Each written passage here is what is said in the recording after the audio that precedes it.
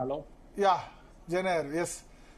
శరత్ గారు ఏమంటారు? హైకోర్టు వినువినేనా? నాతో ఏకీభవిస్తున్నారా, విభేదిస్తున్నారా? ఎస్, నేను కొద్దిగా ఎక్స్ప్లెయిన్ చేస్తాను సార్. యా, యాక్చువల్లీ ఈ కమిషన్ రిపోర్ట్ యొక్క వ్యాలిడిటీని on grounds of violation of principles of natural justice, on grounds of not giving audi alteram partem, అంటే ఒక నిర్ణయం తీసుకునే కంటే ముందు మా వాదన కూడా వినలేదు అనేటువంటి ఒక 2 గ్రౌండ్స్ తోని ఈ కమిషన్ రిపోర్ట్ ని ఛాలెంజ్ చేసినారు సార్. ఫండమెంటల్లీ ఆమె సీన్ నేను కనపడుతున్నానా?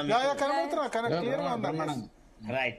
అయితే రెండోది ఏంటంటే, ఫస్ట్ ఆఫ్ ఆల్ వాళ్ళ అంశాలు, వాళ్ళు లేవనెత్తిన అంశాలలో మమ్మల్ని అంటే ఒక పైల్ ఆఫ్ ఎవిడెన్స్ అంతా కలెక్ట్ చేసినాడు కమిషను. దాదాపుగా 119 మంది విట్నెస్లను ఎగ్జామిన్ చేసి ప్రతి వాడు ఎవరైతే కేసీఆర్ కు నీడలాగా, కేసీఆర్ కు కుడి భుజం, ఎడమ భుజం, వెనక, ముందు అన్ని భుజకీర్తులు అన్ని పోయి కేసీఆర్ కు వ్యతిరేకంగానే వాళ్ళ to protect and preserve their skin they deposed against KCR and Harish Rao, ప్రభుత్వానికి వ్యతిరేకంగా మాట్లాడినారు. ఈ మాట్లాడిన తర్వాత కేసీఆర్ ను, హరీష్ రావును పిలవడం అనేది ఇది చట్ట విరుద్ధము. ఈ రకంగా కమిషన్ యొక్క ఎంక్వైరీ అనేది లోపభూయిష్టమైంది అని చెప్పేసి ఫస్ట్ లోనే అందరికంటే ముందు కూసిందే నేనే చెప్పినాను, ఇది ఇట్లా జరగడానికి వీల్లేదు, ఈ రకంగా జరగదు, ఎందుకంటే affected party must be heard అని. తర్వాత రెండోది ఏంటంటే, కమిషన్ చేసిన ఫండమెంటల్ ఎర్రర్ ఏంటంటే, ఎప్పుడైతే తను టర్మ్స్ ఆఫ్ రెఫరెన్స్ ఉన్నాయో ఆ రెఫరెన్స్ మీద ఒక సుప్రీంకోర్టు మాజీ న్యాయమూర్తిగా ఎవరెవరి యొక్క వ్యక్తిగత ప్రతిష్టలకు భంగం కలుగుతుంది, ఎవరి యొక్క పాత్ర గురించి తాను లోతుగా పరిశీలించాలా అనే అంశాన్ని పరిశీలించి తద్వారా సంబంధిత వ్యక్తులందరికీ నోటీసులు ఇష్యూ చేసేసి commission proposes to examine all and sundry in this case. You may appear yourself or through your counsel, and wherever it is necessary, wherever the material comes against you, you will have the right to cross-examine such witness అని చెప్తే అది బ్రహ్మాండంగా జరిగేది. కానీ so called retired supreme court judge కూడా పప్పుల కాలేశాడు అక్కడ. Problem ఏంటంటే భరత్, అంటే జనరల్ గా అవుట్ సైడ్ ది జ్యుడిషియరీ ఉన్న వాళ్ళకి జడ్జులు, న్యాయస్థానాలు అంటే పెద్ద శ్రీ మహావిష్ణువు దివ్య అవతారం అన్నట్టు ఉంటది. కానీ అందులోనే భాగస్వాములు ఉన్న మాకు వ్యక్తిగతంగా ఎవరి బలహీనతలు ఏంటిది అనేది తెలుసు. ఫస్ట్ ఫండమెంటల్ కాదు, మనం న్యాయ వ్యవస్థ మీద, న్యాయమూర్తుల మీద అట్లా కామెంట్ చేయొచ్చా? మీరు సీనియర్ అడ్వకేట్. నేను ఒక న్యాయవాదిని, మీకు విషయం చెప్తున్నాను విను. ఆయన మా దగ్గరనే హైకోర్టులో చీఫ్ జస్టిస్ గా పనిచేసిపోయిన వ్యక్తి పినాకిని చంద్ర ఘోష్ అనే వ్యక్తి. అయితే కొందరికి ఏమైందంటే, ఎంత ఉన్నత స్థానంలోకి పోయినా స్లిప్ షాట్ అంటే ఇట్లా ఫాస్ట్ గా ఉరకాలన్న ప్రక్రియలో కొన్ని నెసెసరీ ఇంగ్రీడియంట్స్ ని ఫాలో గారు. అట్లా ఏం చేస్తున్నారంటే, పప్పులో కాలు వేయడం వల్ల వాళ్ళు దాన్ని ఛాలెంజ్ చేసినారు. చేసిన తర్వాత మొట్టమొదటి రోజు విచారణ ఎక్కడ పప్పులో కాలేశారు? ఎక్కడ అంటే మొదటే నోటీసులు ఇచ్చేది ఉండే ఎవరికి, కేసీఆర్ కు, తర్వాత హరీష్ రావుకు, మిగతా వాళ్ళందరికీ. అంటే ఎవరి పాత్ర మీద ఎక్కువైతే ఆరోపణలు ఉన్నాయో టర్మ్స్ ఆఫ్ రెఫరెన్స్ చదవంగానే ఫలానా వాళ్ళ కాండక్ట్ స్కానర్ కింద వస్తుంది అనేటువంటి భావన ఏర్పరచుకొని వాళ్ళందరికీ నోటీసులు ఇచ్చి, అయ్యా రేపు కమిషన్ జరగబోయే ఎంక్వైరీలో మీకు అనుకూలంగా గానీ మీకు విరుద్ధంగా గానీ ఎవిడెన్స్ వచ్చే అవకాశం ఉంటది, కాబట్టి మీరు గాని మీ స్వయంగా గానీ లేదా మీ న్యాయవాది ద్వారా గానీ కమిషన్ ముందు అపియర్ కండి. మీ ఇంట్రెస్ట్లను ప్రొటెక్ట్ చేస్తూ ఏ దశలో మీకు క్రాస్ ఎగ్జామినేషన్ అవకాశం ఉందో ఆ దశలో మీరు అడిగితే మేము మీకు ఆ అవకాశం ఇస్తాం అని చెప్పి వాళ్లను నోటీసులో పెట్టుంటే ఇవాళ కేసీఆర్ కి ఈ మాటలు మాట్లాడేటువంటి అవకాశం దొరకకపోతుండే. కానీ అట్లా చెయ్యకుండా 119 మంది వ్యక్తులు, వాళ్ళంతా ఎవరు? వాళ్ళంతా ఏదో ఆకాశం నుంచి ఊడిపడలే. కేసీఆర్ తో పాటు పనిచేసిన వాళ్ళు, కేసీఆర్ అడ్వైజర్లు, కేసీఆర్ కింద పనిచేసిన సబార్డినేట్స్, వీళ్ళందరూ. మాకేం తెలియదు, మేమందరం గంగిగోవులము, అసలు తప్పంతా కేసీఆర్ చేసినాడు, ఈ దుర్మార్గం అంతా కేసీఆర్దే అన్నట్టుగా వాళ్ళు వచ్చి ఎవిడెన్స్ ఇస్తూ వచ్చినారు. మరి ఆ దశలో ఫర్ ఎగ్జాంపుల్ మురళీధర్ రావు ఉన్నాడు, లేదా ఇంకొక ఆఫీసర్ నాడు, ఆయనను అడగాలి కదా, నువ్వు అడ్వైజర్ టు ది గవర్నమెంట్ ఉంటేవి కదా, మరి నీకు తెలియకుండా ఫలానా అంశాలు ఎట్లా జరిగినాయి, నువ్వు మరి అక్కడ చీఫ్ అడ్వైజర్ గా ఉండి నువ్వు ఏం చేసినావు, నీ బాధ్యత ఏంది, what is your duty, what is your object నీవు ఏం పని చేసినావు అక్కడ, మరి నీకు తెలియకుండా ఎట్లా జరిగింది అని అడిగే ప్రశ్నలు అడిగే అవకాశం ఉండే కేసీఆర్ తరఫున న్యాయవాదులకు. అప్పుడు వాళ్ళు వాస్తవాన్ని చెప్పగలరు. అయితే కేసీఆర్ తరఫున ఎవరు లేకపోతే చాటుకు దొంగతనం చేసినట్టుగా వీళ్ళు ఏం చేసినారు, తమ మీద ఉన్న బాధ్యతను అంతా కేసీఆర్ మీద నెట్టేసేసి చేతులు దులుపుకొని వెళ్ళిపోయినారు. దానివల్ల కేసీఆర్ కి చాలా ప్రెజుడిస్ జరిగింది. అది మనం మొదటి నుంచి చెప్తున్నాం. ఇప్పుడు చూడండి, ఇట్లాంటి ఎక్సర్సైజ్ ఏది కూడా ఇండివిజువల్ గా చేయలేడండి. There is wide participation in the activity, whether you call it wrong, whether you call it right, whatever it is. Kaleshwaram execution అనేది వివాదాస్పదమైంది అంతే తప్ప అది పూర్తిగా అసలు ఏమాత్రం పనికిరాందనో లేకపోతే రాష్ట్ర ప్రయోజనాలకు అది టోటల్ గా విరుద్ధంగా ఉందనో ఇంకెట్లనో కాదు.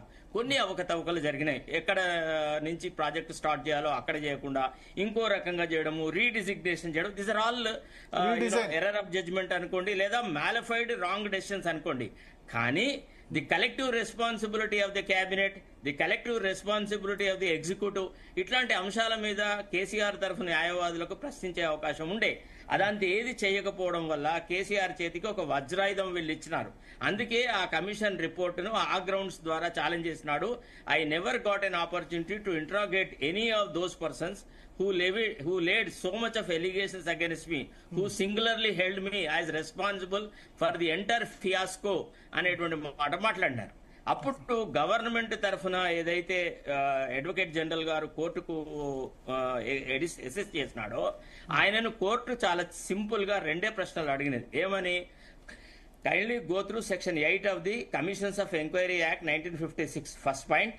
అందులో ఏముంది, whenever you issue summons to a person who is likely to be prejudicially affected, such a summon must contain all the details of what is the prejudicial material collected against him అని చెప్పి ఆ material అంతా ఆయన దృష్టికి తీసుకెళ్లి ఫలానా ఫలానా అంశాల మీద మీరేం చెప్పదలుచుకున్నారు, మీ పాయింట్ ఆఫ్ వ్యూ ఏంది, మీరు ఎవరిని క్రాస్ ఎగ్జామిన్ చేయదలుచుకున్నారు, ఎట్లా చేయదలుచుకున్నారు అని అడిగేది ఉండే. అట్టా కాకుండా ఎట్లా అంటే ఒక వివాహ పత్రిక పంపినట్టుగా అతనికి సమన్స్ పంపించినారు. అక్కడ కూడా పప్పులో కాలు వేసినారు. అప్పుడే చీఫ్ జస్టిస్ పాయింట్అవుట్ చేసినారు. దామా శేషాద్రి నాయుడు ఎవరైతే కేసీఆర్ తరఫున ఆర్గ్యూ చేసినాడో ఆయన ఈ విషయాన్ని చాలా ప్రస్ఫుటంగా పాయింట్అవుట్ చేసేసి మాకు అవకాశం దొరకలేదు అన్నప్పుడు చీఫ్ జస్టిస్ గారు ఇంటర్వ్యూన్ అయి అడ్వకేట్ జనరల్ ను స్పెసిఫిక్ గా అడిగినారు, అయ్యా మీరు ఆల్రెడీ ఒక కమిటీని అపాయింట్ చేసినారు, ఆ కమిటీతోనే gist of the commission enquiry report తెప్పించుకున్నారు, ఆ రిపోర్ట్ బేసిస్ మీద క్యాబినెట్ లో డిస్కస్ చేసినారు, క్యాబినెట్ లో డిస్కస్ చేసిన అంశాలు పత్రికలకు విడుదల చేసినారు, ఇతరత్రంగా కార్యక్రమాలు చేసినారు, దాదాపుగా you have half declared them as guilty of various irregularities in the report. అట్లా చేసిన తర్వాత మీరు వాళ్ళకు అవకాశం ఇవ్వకపోవడం వల్ల 83 mandates that when you table the report before the house, you should file the report along with the action taken. Because మీరు ఈ కమిషన్ రిపోర్టును చూడలేదు అని అనట్లేదు, మీరు చూసినారు, విషయాన్ని అర్థం చేసుకున్నారు, అవగతం చేసుకున్నారు, ఒక రిపోర్ట్ ఒక చిన్న జిస్ట్ ఆఫ్ దట్ తెప్పించుకున్నారు. ఏ రకంగా కేసీఆర్ వాళ్ళకు సంబంధించిన మన హరీష్ రావు వీళ్ళు తలెత్తుకొని తిరగలేరు, వీళ్ళు అసలు వాళ్ళ జీవితం మీదనే వాళ్ళకు విరక్తి కలుగుతుంది అనేంత లెవెల్లో మాట్లాడినారు. ఈ రకంగా మాట్లాడినప్పుడు మీరు ఎందుకు అవకాశం ఇవ్వలేదు, మీరు ఇప్పుడు రిపోర్టును ఐసిటీస్ గా డిస్కస్ చేస్తారా లేకపోతే యాక్షన్ టేకన్ రిపోర్ట్ తో సహా హౌస్ ముందు పెడతారా అని చాలా స్పెసిఫిక్ గా క్వశ్చన్ అడిగినారు.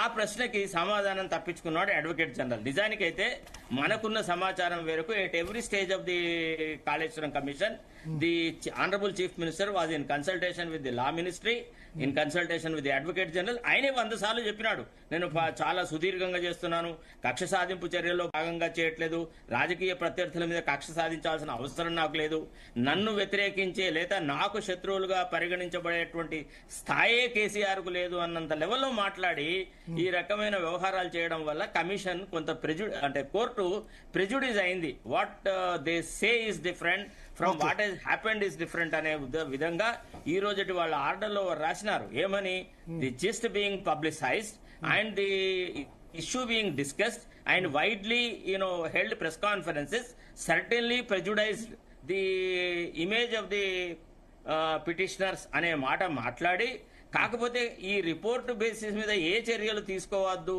అనేటువంటి దాని మీద మేము ఇప్పుడు ఆదేశాలు ఇవ్వాల్సిన అవసరం లేదు. ఎందుకంటే ప్రభుత్వం తమంత తాముగా వాలంటీర్గా వచ్చేసేసి ఈ కమిషన్ యొక్క రిపోర్టుని అసెంబ్లీలో థ్రెడ్బేర్ గా డిస్కస్ చేసినాక అప్పుడు ఏం యాక్షన్ తీసుకోవాలనే దాని మీద ఇదమిద్దంగా మేము ఒక నిర్ణయం తీసుకుంటాము అని చెప్పిన దరిమిలా ఇక ఆదేశాలు ఇవ్వాల్సిన అవసరం లేదు అని డివిజన్ బెంచ్ చెప్పింది. కాబట్టి నైతికంగా చెప్పాలంటే, అంటే to be as a lawyer, not as a sympathiser of anybody, ఇక్కడ ఎవరికి సింపథైజర్ లేడు. బికాస్ మనము ఈనాడు డెసిమినేషన్ ఆఫ్ ఇన్ఫర్మేషన్ లో ఉన్నాం కాబట్టి న్యాయంగా మాట్లాడాలంటే ఇది నైతికంగా కేసీఆర్కే విజయం తప్ప ఇది ప్రభుత్వ విజయం కాదు. ప్రభుత్వం చాలా అంటే రివెంజ్ఫుల్ యాటిట్యూడ్ తో ప్రొసీడ్ అయింది అనేటువంటి అంశము ప్రతి దశలో మనకి కోర్టు హియరింగ్ లో కనపడ్డది. భరత్. ఓకే ప్రకాష్ గారు.